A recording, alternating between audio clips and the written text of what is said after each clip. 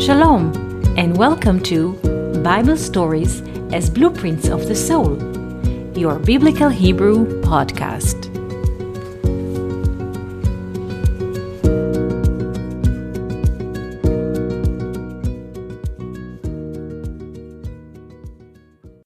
Shalom, and welcome to our Biblical Hebrew podcast.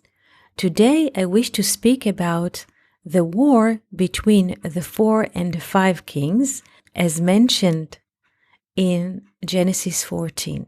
In Genesis 14, we find a description of a great war between the 4 kings of Mesopotamia and the 5 kings of the Jordan Valley.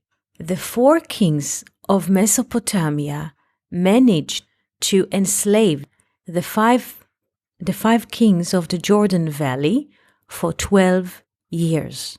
So for 12 years, the 5 kings of the Jordan Valley paid tax for the 4 kings of Mesopotamia. And in the 13th year, they managed to pull through together and fight the 4 kings of Mesopotamia. But in the 14th year to the war, the 4 kings of Mesopotamia came to the Jordan Valley to fight with the 5 kings of the valley face to face. This is the description, the first description of the war, but now comes the abstract. We want to see the big picture, so we have to abstract the conditions and the situation to see through, to see clear. The 4 kings of Mesopotamia are like the simple 4 fingers that we have in our palm. 4 fingers without a thumb. They represent the expansion in time and space, the multiplicity, only development for the sake of the development without seeing the source, without seeing the root, without seeing the secret, without seeing the intimacy, without seeing or feeling or sensing the tree of life where everything comes from. And the 5 kings are symbolizing a full palm, a full hand, 4 fingers and a thumb. If we pay attention to the details, we see a beautiful picture. The 4 kings managed to enslave the 5 kings only for 12 years. For 12 years, the 5 kings are paying tax to the 4 kings. But in the 13th year, the year of love, they managed to pull through together and fight. But the 4 kings do not agree to this frontier, and they come here to fight them face to face in the 14th year. And please pay attention to the number 14, for the number 14 represents the relation between the 1, because 14 we write with 2 digits, 1 and 4. So 14 represents the relations between the 1, the source, the reason, and the 4, the expansion in time and space. So in the 14th year, the 4 kings of Mesopotamia are coming to fight here, and they are beaten.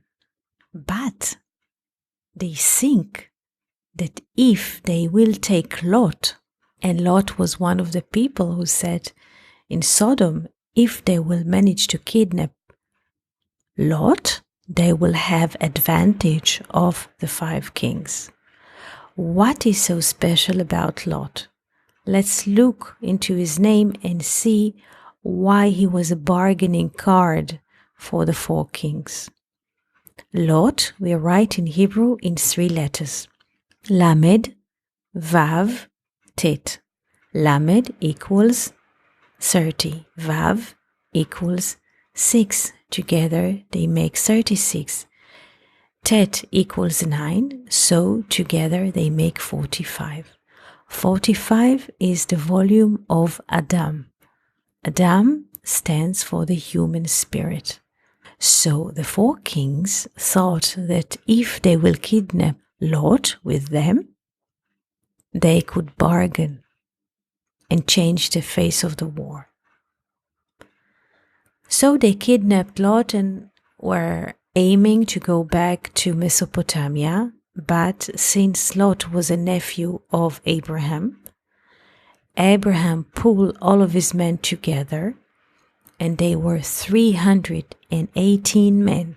This number is very important because 318 has the same volume like the name Eliezer,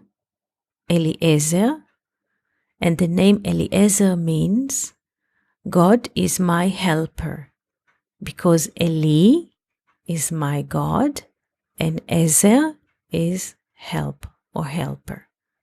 So Abraham pulled together 318 men, and they were following the 4 kings until they found Lot north to Damascus, because they were fleeing north from the Jordan Valley to Syria of our time, and then they have to take east to Mesopotamia.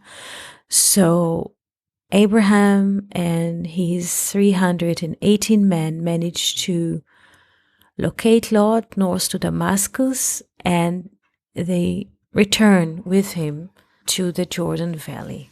When they came back with Lot, and please consider the fact that Lot in a way represents the spirit of human, the king of Shalem, Melchizedek, comes and offers them bread and wine.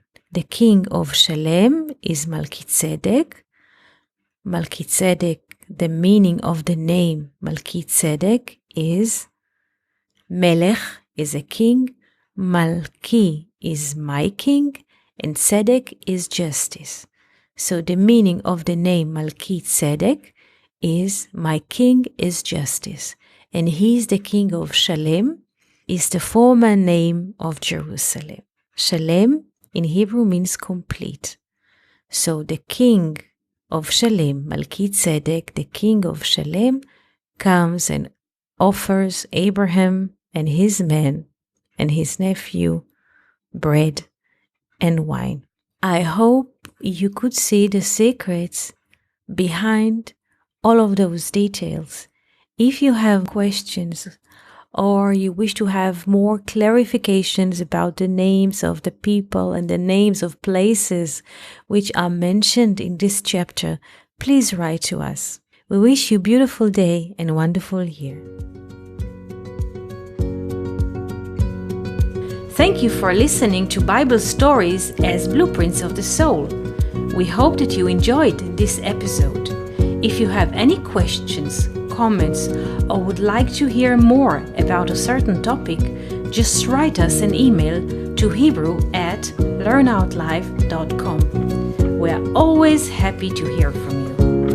For more episodes, videos, and articles like this, please visit our website at hebrew.learnoutlive.com. We also would like to invite you to join our live classes. Just search for Online College of Biblical Hebrew on Facebook and start learning now with students from all over the world. Koltuv and Shalom.